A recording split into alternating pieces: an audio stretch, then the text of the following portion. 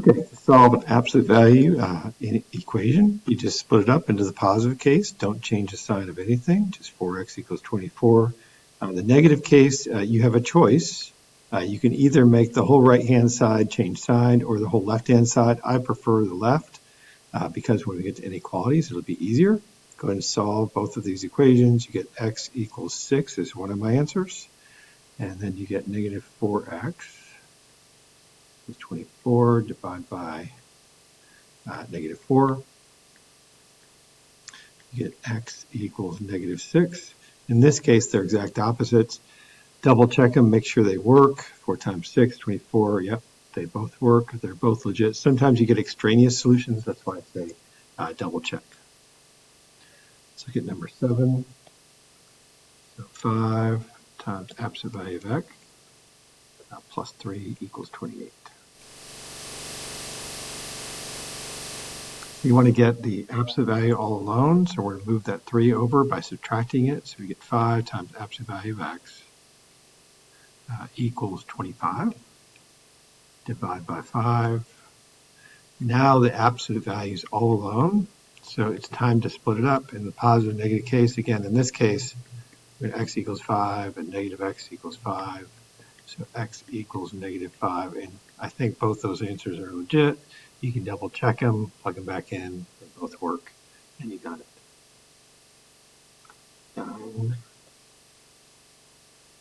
X minus 3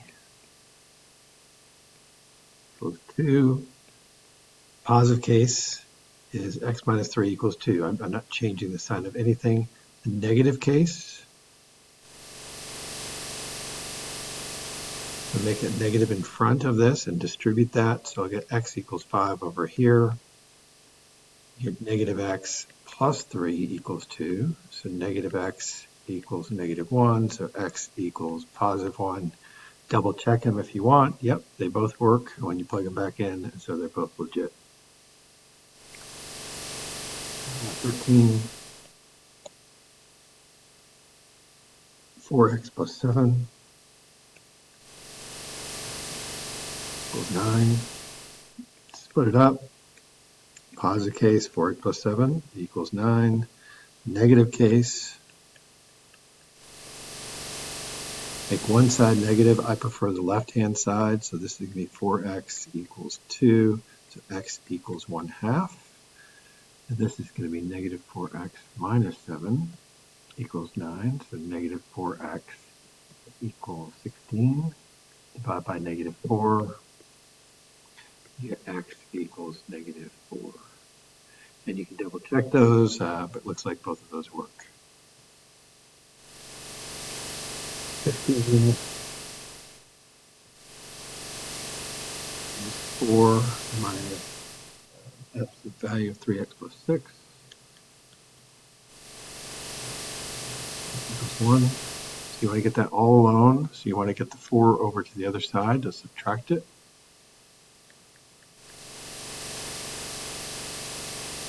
Divide by negative 1.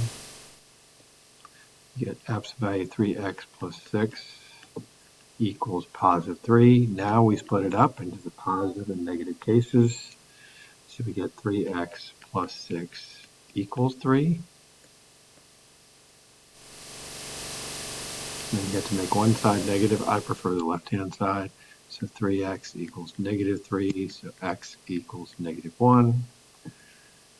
Negative 3x minus 6 equals 3. So negative 3x equals 9. Divided by negative 3, x equals negative 3.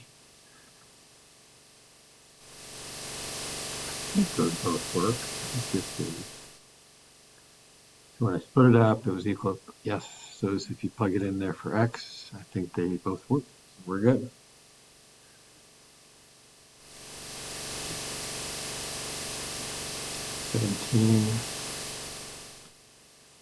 So 3 times absolute value of x plus 5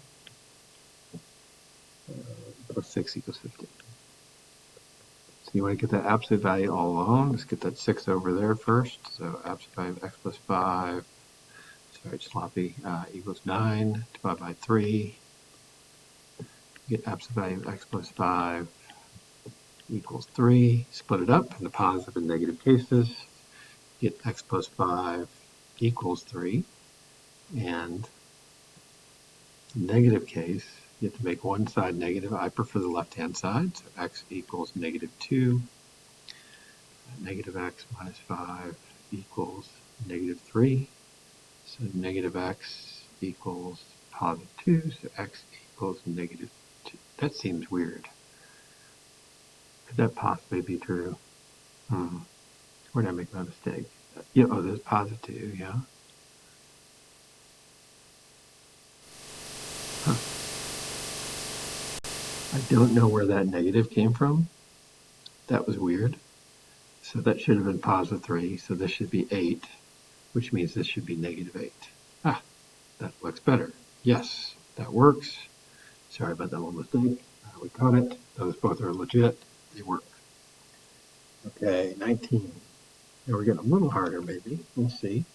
So 8 plus 5 times absolute value of 1/3 x minus 5, 6. 1/3 x minus 5, 6 equals 33. So that's a times there. So I'm going to move the 8 over first. We get 5 times 1/3 x minus 5, 6 equals, this would be 25. Divide by 5. So 1/3 x minus 5, 6 equals 5. Okay. So now we're ready to split it up. This should be interesting. Okay, so we get 1/3 x minus 5, 6 equals 5. And then we get negative 1/3 x minus 5, 6 equals 5. I'm going to multiply everything by 6. I think that's going to get rid of the fractions. That's one way to go. Okay, so this is going to be 2x minus 5 equals 30. So 2x equals 25. And divide by 2, we get x equals 25 divided by 2. This one, multiply everything by 6. But let me distribute that first. It's going to be easier. Negative 1/3 x plus 5, 6 equals 5. Okay, so now let's multiply everything by 6.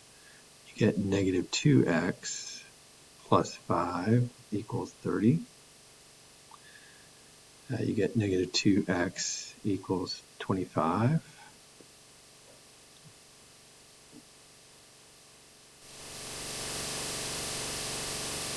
This one should be 35. 35. Caught that. We should have added 5 there. Sometimes you make mistakes. You can actually catch the answer. So divide by negative 2, divide by negative 2, x equals negative 25 over 2. And you check those to make sure they work. I think they would. To the next one, that would be... Oh, wow. 21's a monster. I'm not sure that I would assign one this difficult. Equals absolute value of 3x plus 2. So I'm going to split this up a couple different ways. So I'm going to split up this one first. So I'm going to say, well, maybe x minus 1 equals 3x plus 2. That's the positive case. Maybe negative x minus 1 equals 3x plus 2. That's the negative case on the left-hand side. On the right-hand side, if I split it up, I get maybe x minus 1 equals 3x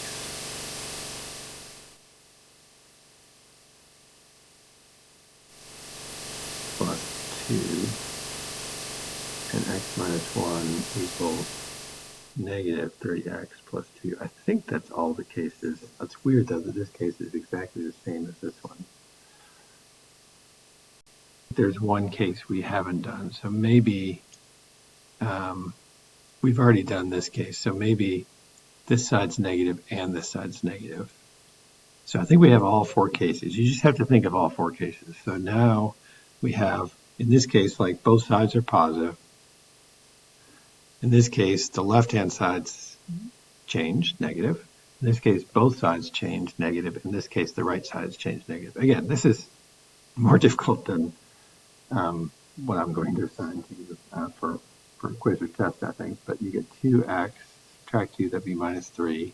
So x equals negative 3 over 2. So that's one possible answer, I think. Assuming this is not a linear solution. So when you get negative x plus 1 equals 3x plus 2. So we add x, so we get 4x. Subtract 2, you get minus 1. Negative 1/4. Here we get negative x plus 1 equals negative 3x minus 2.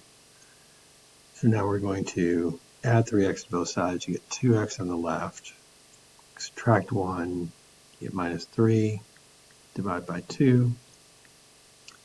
This, okay, we're getting there. X minus 1. Wow, this is a monster. Negative 3x minus 2. So we get 4x on the left. Add 1, you get negative 1.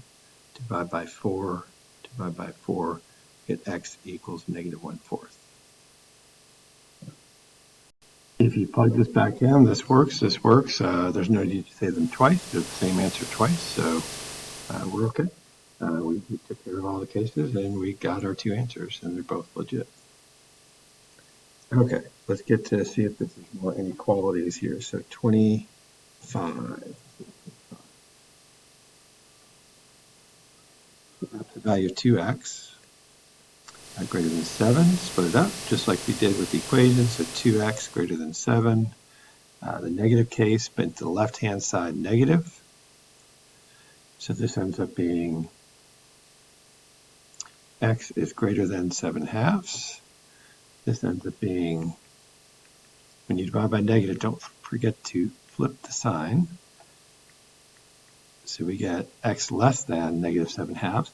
This is, if I say this in words, this is great tor. It's an or statement, so there's an or statement between here.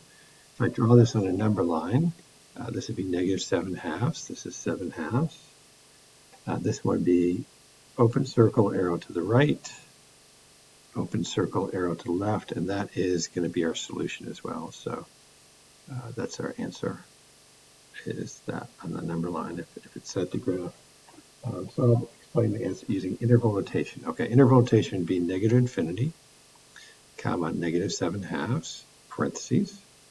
This one would be 7/2, comma, infinity. And U means or there. So that would be what the answer would be in interval notation. Okay, 27.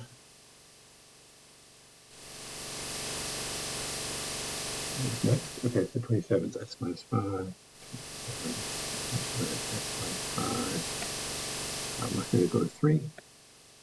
We solve it just like an equation to start with. X minus 5 less or equal to 3. X minus 5 less or equal to 3. But on the left-hand side, we're going to put a negative in front. So we get x less or equal to 8. This one we get negative x plus 5 less or equal to 3. So negative x less or equal to negative 2. So x greater than or equal to positive 2. You flip the sign when you divide by negative. And because this is less than, there's an and sign in between. So if we graph this on a number line, we have 2, we have 8, we have closed circle at 8, arrow this way. We have closed circle at 2, arrow this way. It looks like they overlap right there. So our solution is from 2 to 8. So bracket 2, comma 8, bracket would be our interval notation solution there. And 29, x plus 1, greater than or equal to 1. x plus 1 greater than or equal to 1, negative x plus 1 greater than or equal to 1. We get x greater than or equal to 0, get negative x minus 1 greater than or equal to 1, negative x 2, x less than or equal to negative 2. Great or, so there's an or statement in between. So we get negative 2 and 0. This one's closed circle arrow that way. This one is closed circle arrow that way. Interval notation, when we graph that on the number line, which would be this, would be a negative infinity to negative 2 bracket, union with 0 to infinity bracket. And 31, two more. 31, x plus 5 greater than equal to 5 greater than equal to 2, plus. Okay, split it up. X plus 5 greater than equal to 2, negative x plus 5 greater than equal to 2. Okay, so x greater than equal to negative 3, negative x minus 5, less than or equal to, or sorry, greater than or equal to 2. That's still the same.